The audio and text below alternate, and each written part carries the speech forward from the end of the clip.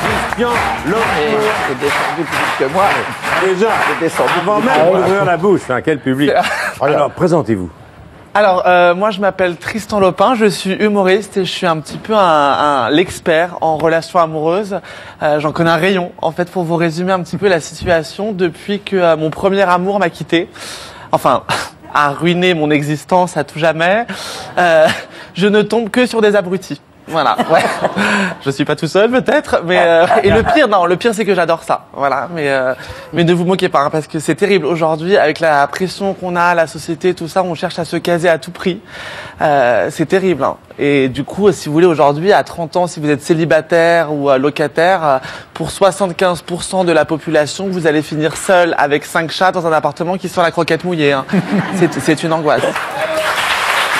Quel genre de compagnon vous recherchez? Quel genre de... Moi, le problème, si vous voulez, c'est que moi, le mec que j'imagine, que je voudrais, mais que j'imagine plutôt, il n'existe pas. Hein. Moi, en plus, si vous voulez, j'ai 30 ans, donc je peux plus me permettre de sortir avec des mecs qui me plaisent. Hein. J'ai pas le temps, là. Non, dans l'idée, ça serait quelqu'un comme vous, Michel. Ça serait... non. Ça serait un garçon qui sache s'habiller, mais qui ne le fasse pas exprès. Un mec attentionné mais indépendant. Viril. Viril, mais dans les yeux duquel on sent que lui aussi, il a été un enfant. Un mec... il faudrait qu'il soit beau. Oui. Parce qu'un mec moche vis-à-vis des gens dans la rue, je trouve ça toujours assez inconfortable. Ouais. Mais un mec beau mais avec pas une beauté ordinaire. Non, un mec beau mais avec une faille. Alors... Pas une faille à la Franck Ribéry non plus, hein. On est d'accord. C'est mieux. Votre spectacle a pour titre Dépendance affective. Donc, ouais. Les ruptures ont dû être difficiles. Mais pas tant que ça, hein. Et je m'en souviens en plus très bien. Mon premier amour, quand il m'a quitté, vous savez, c'était le vendredi 28 mars 2008. Ouais. À quelle heure? À 18h28. Ouais, je m'en souviens maintenant. Mais je m'en souviens très bien parce que ce jour-là, il a fait un truc très drôle. Je vous assure, vous allez rire. Qu'est-ce qu'il a fait? Il a pris mon cœur dans sa main. Il l'a jeté par terre, il l'a piétiné, il a craché dessus. Avec un rouleau à pâtisserie, il l'a étalé, il l'a aspergé d'essence, il l'a fait flamber, il l'a découpé en petits morceaux, qu'il a mis dans un mixeur avec son ego, mon amour propre, tous nos bons souvenirs. Il a tout bouffé et il me l'a chié sur la gueule. Ouais. On a passé un super moment. Ah oui, ça c'était un super moment. Vous avez des amis pour vous soutenir, j'espère? Bah oui, heureusement, j'ai quelques amis, Michel, merci. Et ce qui est marrant, c'est que dans ces moments-là, justement, on s'entoure souvent de gens qui sont plus dans le mal que nous, pour nous rassurer. Moi, j'ai une copine, Anne, une de mes meilleures copines. Pour vous la résumer, j'aime bien la comparer à un labrador. Vous savez, c'est très sympa quand c'est jeune, mais ça vieillit mal. Ça tombe bien. Non, pas tous, peut-être pas tous. Pauvre labrador. Non, mais vous savez, Anne, c'est typiquement le genre de nana qui, pour le dessert, peut vous servir de la salade de fruits.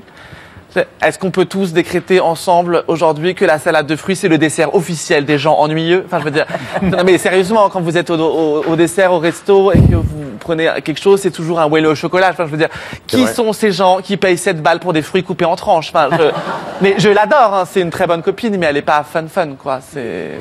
Alors, vous incarnez des personnages, notamment votre tante. Ouais. Elle est spéciale. Elle est un peu spéciale. Vous savez, ma tante, c'est le genre de nana qui n'est pas raciste du tout parce que sa femme de ménage est sénégalaise.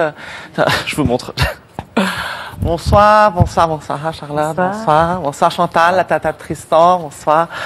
Dis donc, il y a du monde, hein. C'est un apéro dînatoire, vous avez fait à manger? Parce que moi, j'ai une faim de migrant.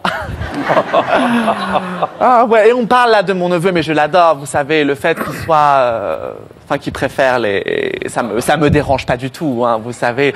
Non, mais je lui pose toujours la question, vous savez. Est-ce que tu as déjà essayé avec une fille? Non, parce que vous savez ce qu'on dit aux enfants. Hein, vous savez ce qu'on dit aux enfants? On dit pas qu'on n'aime pas tant qu'on n'a pas goûté, hein. Ah ouais. Tristan Lopin. Merci beaucoup. Tristan Lopin à la Comédie de Paris jusqu'au 22 juin. Alors, en vous voyant tout à l'heure répéter, j'ai appris qu'on se connaissait déjà. Ouais.